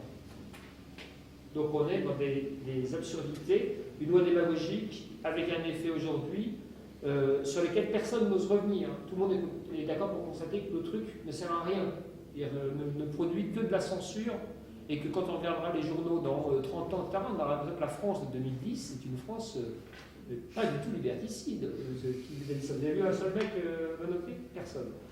Donc, en revanche, aucun député, aucun parlementaire plutôt ne reviendra en arrière pour dire qu'il faut désormais, etc., parce que ce n'est pas un sujet vendeur, et c'est un sujet compliqué à porter, à expliquer, comme revenir sur des lois sur le négationnisme. Donc, pour réarticuler, expliquer pourquoi on a fait fausse route et pourquoi on s'est trompé et pourquoi il y a d'autres façons, sans doute, de le combattre plus intelligemment. Mais la pédagogie, par exemple, est une chose que on trouve moins nécessaire que la loi de censure. Pardon, j'arrête à la limite, Jean-Baptiste, parce que sinon je vais... Merci Emmanuel. Parmi tout ce que j'ai pu apprendre, deux choses m'ont frappé. C'est d'abord de sortir un peu des idées reçues. On a souvent l'image de l'écrivain censuré prométhéen dont le procès suscite les mois. Et là, 17 000 procès, je n'en suis pas revenu par an. Donc, oui. Il suffit de réfléchir 2 secondes, mais je vous demande à votre mémoire collective de réfléchir, de me citer les procès de l'année. Moi, il ne s'est pas passé une semaine sans que j'aille 3 ou 4 fois au tribunal. Donc, pour défendre des écrivains ou des livres. Donc, mais combien cette année vous avez en tête? Voilà. Pardon. Donc, effectivement, c'est cette idée reçue. Et inversement, au contraire, la victimisation utilisée, comme tu as dit, par exemple, pour les négationnistes. Donc là, effet contre-productif. C'est vraiment c'est assez complexe. Et j'ai été aussi très marqué par le lien entre le juridique et l'économique. Effectivement, dommage-intérêt 10 000 € minimum, plus les frais, alors qu'un livre coûte 5 ou 6 000 €, c'est très dissuasif. Les éditeurs ne peuvent plus prendre de risques. Oui, c'est devenu la relecture juridique, le poste, on va dire, de charge, de frais de procès, etc., est aujourd'hui une donnée essentielle de l'économie de l'édition. Il suffit d'être originaire par quel éditeur contemporain pour savoir que c'est une casse qui n'existait quasiment pas auparavant. Et qu'aujourd'hui, prise en compte, dans la compte d'exploitation d'un livre, on inscrit concrètement le risque juridique, ce qui aboutit dans sa forme ultime à la non-sortie complète de livres. Alors, je ne parle pas de ceux qui ne veulent pas sortir parce qu'on n'a pas assez d'argent, mais de ceux qui, de toute façon, seraient anéantis immédiatement. Par exemple, 2 textes. Je prends 2 exemples très, très précis. Dans 2 registres très différents. J'ai été sollicité 3 ou 4 fois pour le même texte concernant Ben Laden. Donc, et des confrères à moi, on a employé de 4 à relire sur la place de Paris, donc ils ont été pour le même texte. Ce texte de Ben Laden, c'est un ouvrage qui était extrêmement intéressant puisqu'il s'agissait des interviews que Ben Laden a données à Al Jazeera avant 2001, entre le moment des attentats à Nairobi et Dar es Salaam et 2001. Donc, c'est la pensée de Ben Laden exprimée pendant 1 heure à chaque fois d'interview. Il y a plusieurs heures d'interview de Ben Laden dans lesquelles il développe ces théories. Je ne sais pas si vous avez déjà lu par la pensée de Ben Laden, et sincèrement, à part des messages combinatoires de 30 secondes qu'on nous diffuse là maintenant en disant il aurait parlé du fin fond d'une grotte afghane, on a validé l'enregistrement comme étant bien la voix, authentifié comme étant bien la voix de Ben Laden, sincèrement, on n'a pas grande idée sur ce qui est derrière. Donc c'est intéressant de savoir quelle est la pensée de ce type quand même. Donc, et on l'a. Sauf que la pensée de ce type, quand elle est transcrite, et donc c'était le but de ce livre, c'était de transcrire ces interviews, donc extrêmement longues, dans lesquelles il s'autoglorifie, il raconte, il explique pourquoi sa stratégie, machin, etc. Il y a par exemple un moment une question sur que pensez-vous du statut des femmes afghanes. Donc puisque, souvenons-nous, donc, les liens avec le Mollah Omar, etc., donc voilà. Donc la burqa. Et il répond, ce ne sont pas les chiennes et les putes juives américaines qui vont dicter leur conduite aux femmes afghanes. Là, à la fois, il y a plusieurs choses. C'est une réponse qui montre la bêtise, mais pour ne pas dire la connerie, mais à un degré tellement avancé, la haine portée par ce type de façon générale, et la pauvreté du raisonnement, ou de l'argument, ou de la réponse face à un truc qui est un débat plutôt, on va dire, pas en sa faveur, mais plutôt voilà, par un intervieweur pas particulièrement méchant, et qui lui pose des questions, il fait parler comme ça. Donc, je trouve ça extrêmement intéressant de savoir que la pensée politique de ce type se résume parfois à des phrases de ce type. On est loin d'une construction intellectuelle extrêmement savante et élaborée. Ce qui est d'un côté la présentation du génie du 11 septembre, entre guillemets, avec la coïncidence des deux avions, etc., le truc qui donne pas son chat. Et de l'autre côté, on a des phrases qui sont prononcées par un neuneu qui pourrait ressembler à quasiment voilà, un grand-père, de façon d'époque. Donc, que je n'ai jamais connu, mais dont j'imagine que j'ai connu mon grand-père, il ne devait pas avoir des propos particulièrement tolérants. Donc, j'ai quand même été à la messe tous les matins à 5h, je me signale, pendant des années, donc ça fait. Résultat, quand ce texte m'est passé entre les mains, il y en a comme ça des morceaux complets. Si on les enlève en tant que tel, on n'a plus que le truc du genre, alors en ce moment le Golfe, l'Arabie Saoudite, donc on a des choses, des géopolitiques, mais la partie où le mec dérape et dit, vraiment on sent la haine bête, comme ça, abruti, sortir, si on l'enlève, ça enlève, ce que je veux dire, ça dénature l'ensemble de la pensée, entre guillemets, donc de Ben Laden. Donc, j'ai dit que si on le sort, il faut le sortir tel quel. Il faut foutre 50 pages avant de quelqu'un comme Feu Vidal-Naquet, qui avait la même position que moi sur le négationnisme. Si j'avance, Vidal-Naquet était totalement contre les lois Guesson. Donc, on ne peut pas le soupçonner dans la seule seconde d'antisémitisme ce soir, pas moi.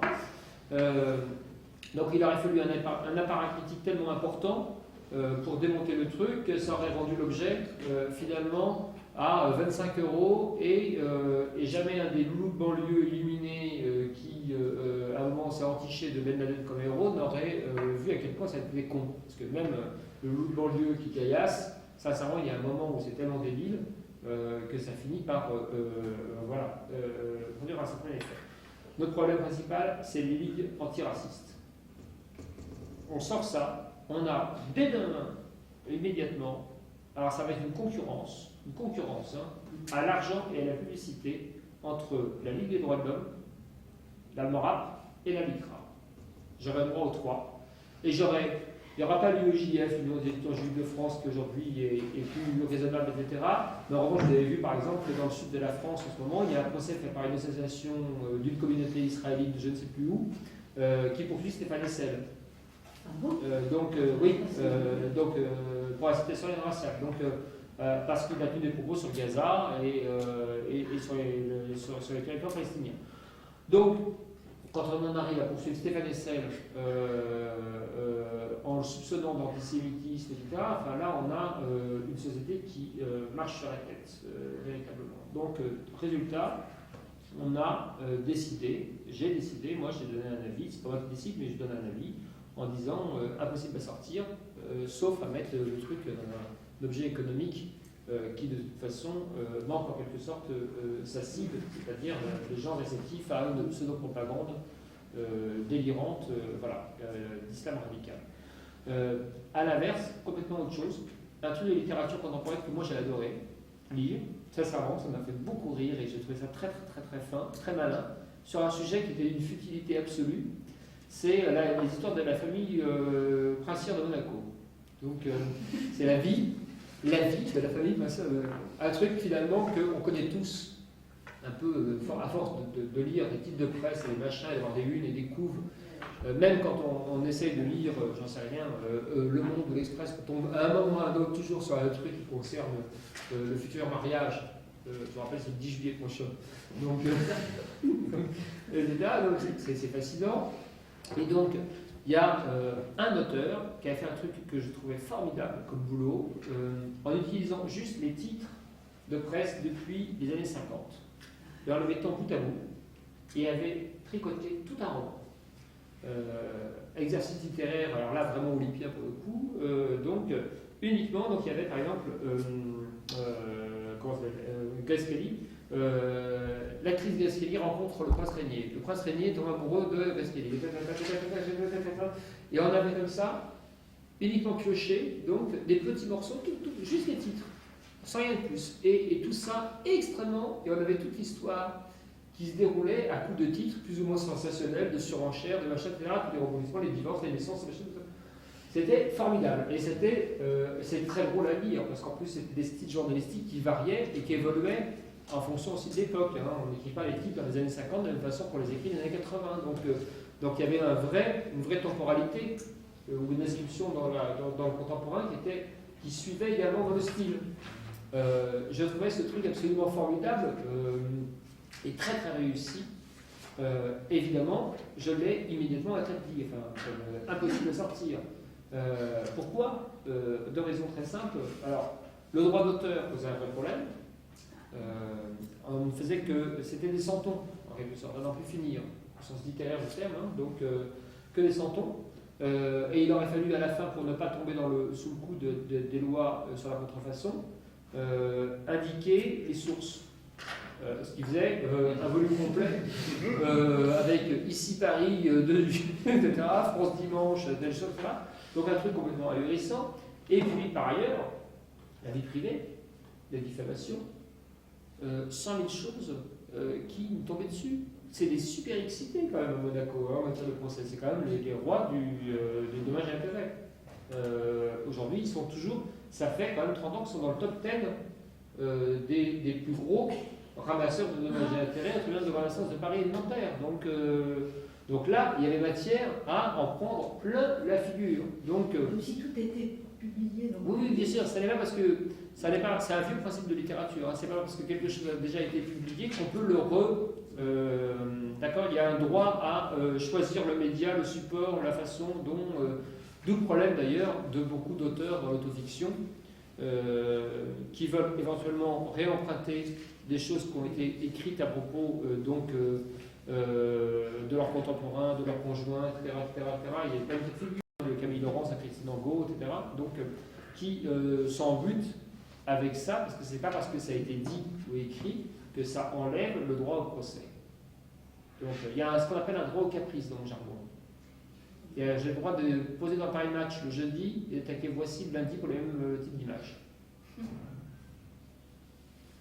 Donc c'est le droit, on appelle ça le droit au caprice. Hein. Ça n'est pas, vous ne trouvez pas dans le code. Hein.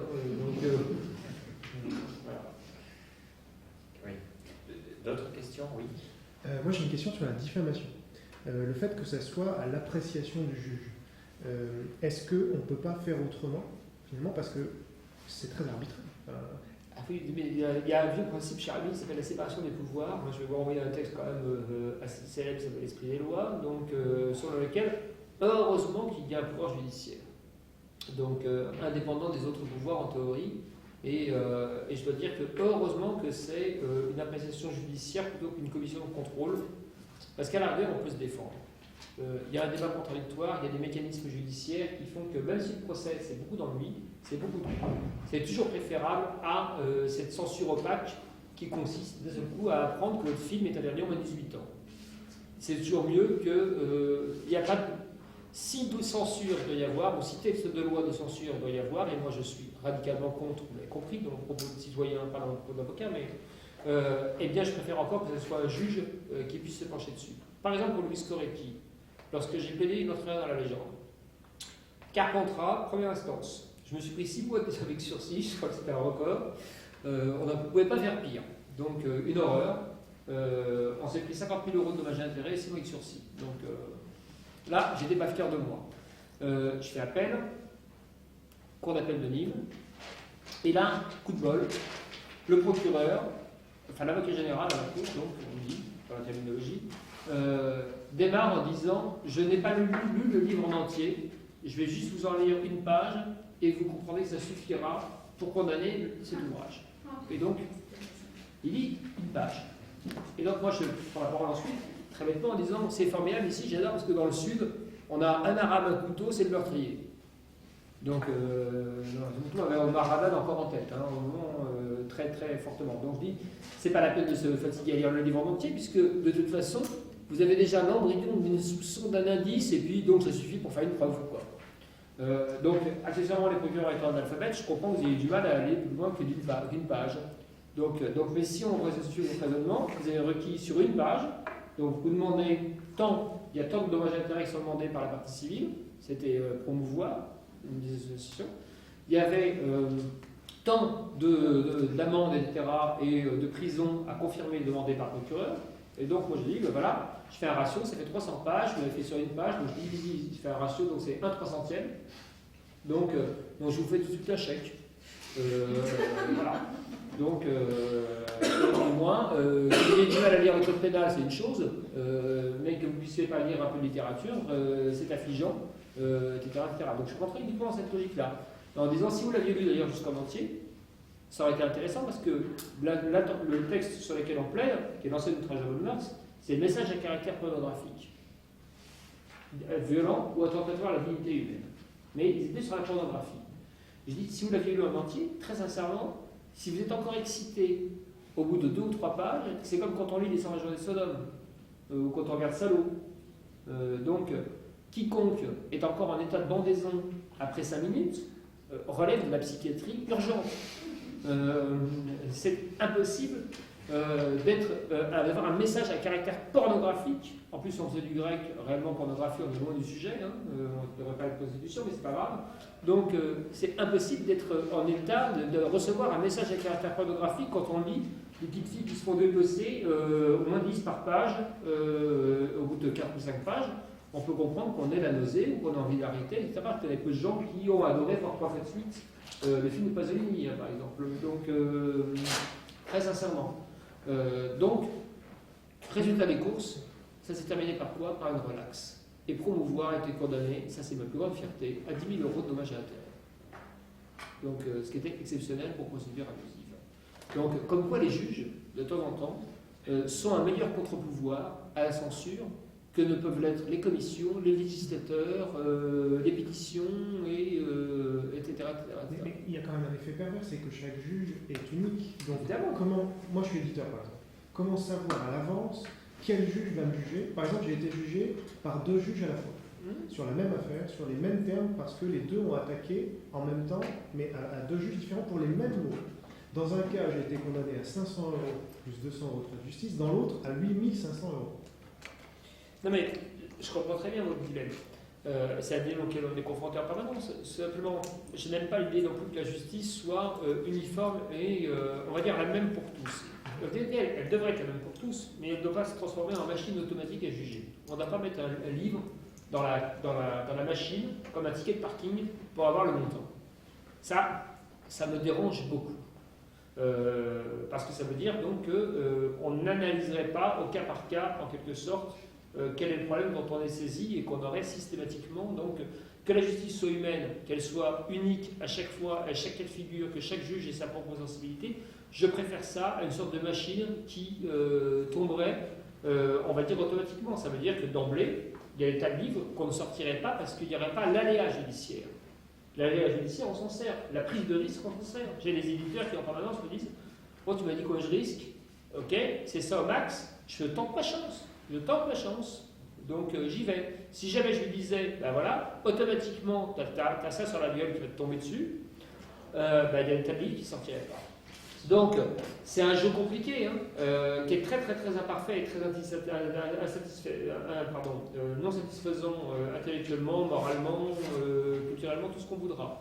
Mais ça reste, me voilà en train de faire l'apologie des juges, mais enfin bref, ça reste malgré tout un terrain quand même plus profitable que les autres. les juges de la 17e correctionnelle ont parfois la dent très dure, et en même temps, ils ont une très grande culture, un très grand respect des écrivains et de la littérature. Très sincèrement, ça leur arrive de cogner.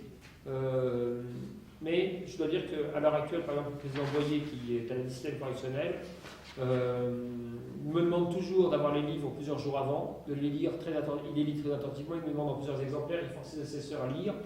Tout le monde bouquine intégralement, quelle que soit la qualité du livre, hein, un mauvais polar, ou un essai, ou un pamphlet, ou quoi que ce soit, ou de la très bonne littérature, donc, et a un très grand respect pour l'écriture. Je me souviens très bien d'un truc, quand j'ai gagné pour Houellebecq, il y a Arabal qui est venu comme témoin, qui a été splendide. On m'avait dit, j'étais cinglé de faire témoigner Arabal, ça m'a pété dans tous les sens. Et ça a été finalement une sorte de coup de génie, entre guillemets, que de le propulser sur le devant de la scène, parce qu'il est génial. Et que lui avait subi un vrai procès de blasphème. Il avait été condamné, comme vous le savez, donc en Espagne, pour un poème anti-catholique, entre guillemets, sur l'Espagne franquiste. Il avait juste dit d'ailleurs que comme témoin il avait plus chic à l'époque parce que lui il avait eu Octavio Paz, Camilo José Sola, que Orson Welles avait été retenu à l'aéroport avec Madrigal. Enfin bref, que tout le monde avait eu le prix Nobel de littérature. C'était pas le cas ici, que si quelqu'un devait l'avoir c'était lui le premier. Hein. Donc, mais au moment où il est passé devant le tribunal, il y a une chose qui a fait mouche et qui a été retenue vraiment par le tribunal, non pas dans le jugement, mais on sent l'impression d'audience. Il a dit « Les écrivains souffrent déjà beaucoup. N'ajoutez pas à la souffrance de Michel Houellebecq. » Et là, il y a eu un moment où l'ange qui passe, où on sent que ça fait mouche. Et bien, être dans cette chambre, devant ces juges, et avoir ces propos-là qui portent, oui, ça me semble un meilleur système que les abrutis dont je parlais tout à l'heure, qui s'attardent à un propos des parents de Riyad Satouf mis en image sur les Youpas de l'autre côté de la frontière syrienne. Voilà. Donc, je ne vais pas les encenser tous les jours, il y a des jours où je les déteste en raison de ce qu'ils me font subir ou de ce qu'ils épreuvent comme décision. On doit lui à la salle. Il y a peut-être une question encore de Pierre Bruyère. Voilà, j'observe de mon mieux depuis des années le fonctionnement de la censure aux États-Unis, par comparaison, tant que possible, avec la France. Et il y a une question que j'aimerais vous poser, même si elle est peut-être trop générale, c'est voyez-vous ici dans le contexte français, sur un certain nombre d'années, voyez-vous une évolution quelconque dans l'opinion qui se traduirait chez les législateurs ou les juges, mais une évolution, ou est-ce toujours, c'est ça qui m'apparaît trop souvent aux États-Unis, aller-retour, une petite avancée et hop, régression, toujours les mêmes problèmes, toujours le flou de la définition de pornographie, obscénité. Aux États-Unis, depuis quelques années, l'accent c'est surtout danger pour les mineurs, et alors qu'est-ce qui est dangereux pour les débats éternels, des avancées, des reculades, tout ça indépendamment du premier amendement, puisqu'on n'y a pas, vous l'avez dit, de censure sur tout là, mais on élimine des livres, surtout des bibliothèques ou des programmes scolaires, sans arrêt, et les livres les plus innocents, à mon milieu, par exemple, qu'un des livres les plus souvent poursuivis aux États-Unis dans les écoles, qu'on fait retirer les bibliothèques scolaires, c'est l'attrape-cœur de Salinger, que certaines personnes ici connaissent, de 1950, gentil comme tout simplement, le petit garçon, il a quitté l'école, il fait une crise pendant 3 jours. Non, mais sans les censurer, j'ai mis Les raisins de la colère également, qui est interdit dans une trentaine d'États. Donc, ce qui est assez. Ce qui laisse, encore aujourd'hui, ce qui laisse assez perplexe. Non, sur l'évolution, elle est à la fois. On peut suivre une ligne, en quelque sorte, générale, qui va vers une censure, vous l'avez compris, plus diffuse, plus protéiforme et privatisée. Pour simplifier, donc des acteurs privés, et non plus uniquement le ministère public et le procureur Pinard. C'est la même chose aux États-Unis, des acteurs privés, des lobbies, des groupes de pression, etc. Donc assez peu, on va dire, le département d'État qui se lance dans la bataille, parce que politiquement c'est une très mauvaise presse aujourd'hui que de le faire. Donc, et par ailleurs, des sinusoïdales et des revirements permanents. Mais qui s'expliquent aussi par des déplacements. Par exemple, la pornographie, ce qu'on considère comme telle, on est passé d'une notion qui est proche de la débauche sur le trajet bonne mœurs en 30 ans. Hein.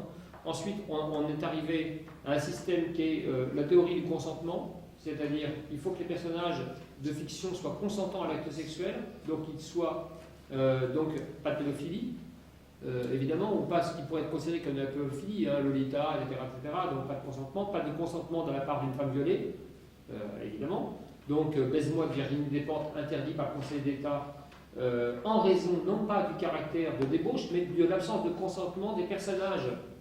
Donc, dans la fiction cinématographique et dans l'adaptation en réalité d'un roman. Et donc, ce consentement aujourd'hui, il est déplacé il est remplacé par une troisième notion moderne, qui est la notion de dignité. Et là, qui est encore plus inquiétante parce que on est passé à un système. Alors, le consentement, c'était intéressant, hein, ça permettait de lever certaines censures. La partouze, Catherine Millet, la vie sexuelle de Catherine M. Donc, l'amour à plusieurs. À partir du moment où tout le monde était adulte, majeur et vacciné, pas d'ennui judiciaire. Alors que c'est un livre qui, 20 ans auparavant, était immédiatement interdit, en raison de la débauche, en quelque sorte, qui y régnait. Donc là, plus de difficultés, ou les livres sur l'homosexualité, hein. On est passé de la répression de l'homosexualité, y compris et surtout dans la littérature, à la répression de l'homophobie, dans les textes de loi. Hein. Donc on voit bien que là, le consentement a primé. Et aujourd'hui, troisième notion donc, arrive, c'est la dignité. C'est-à-dire qu'on considère que, par exemple, sur un texte qui mettrait en scène du sadomasochisme, donc on a des adultes, majeurs, vaccinés, consentants. On a oublié la débauche, hein, on l'a mise de côté. On a la théorie des consentements, très bien, ça remplit les critères. Sauf qu'au nom de la dignité générale de l'espèce humaine, ces gens ne peuvent pas s'abaisser parce qu'en s'abaissant, ils nous abaissent en même temps. Voilà la censure moderne. Et si vous avez ça sur beaucoup de choses, on vous parle de dignité en permanence, ça n'est pas digne. Quand vous avez le truc sur la Clark, plein de fois, j'ai entendu depuis 1 mois et demi, en gros, que je débat médiatiquement sur ce sujet, que j'écris sur ce sujet, là, plein de fois j'ai entendu le mot dignité. Donc, vous vous rendez compte de l'état dans lequel est cette jeune fille. Donc, c'est pas. Qu'est-ce qu'on voit? Une fille, on lui voit un bout de téton. Donc, rien de. C'est simplement qu'elle a l'air. Voilà, elle a pris 2 acides, fumé 3 pétards, j'en sais rien. Enfin bref, elle n'est pas présentée de façon jolie, etc. Cette notion, elle est inscrite dans 2 ou 3 textes, européens notamment. Elle est rentrée dans la Convention européenne des droits de l'homme. Et l'air de rien, elle commence à irriguer peu à peu. Et on voit arriver, par exemple, sur des images de cadavres. Je termine sur ça. Les images de cadavres, les morts n'ont pas de droit à la vie privée ni à la diffamation, etc. Ni de droit à l'image. Sauf dans le cas où on voit le mort, non pas photographié de son vivant reproduit, mais le mort dans ce que ça peut représenter. Paradoxalement, au XIXe siècle, le post-mortem, donc le portrait, etc., donc on pose, on fait poser les morts, etc., enfin bref, on les expose. Moi-même, j'ai disposé le corps de Maurice Reims pour les visites, il n'y a pas si longtemps, etc. Et aujourd'hui, dans le sens contraire, où on doit cacher ça. Donc, ont été interdites, par exemple, les photos du préfet Erignac assassiné, avec la tête ensanglantée, le sang coulant légèrement comme ça sur le trottoir dans la rue, donc en Corse.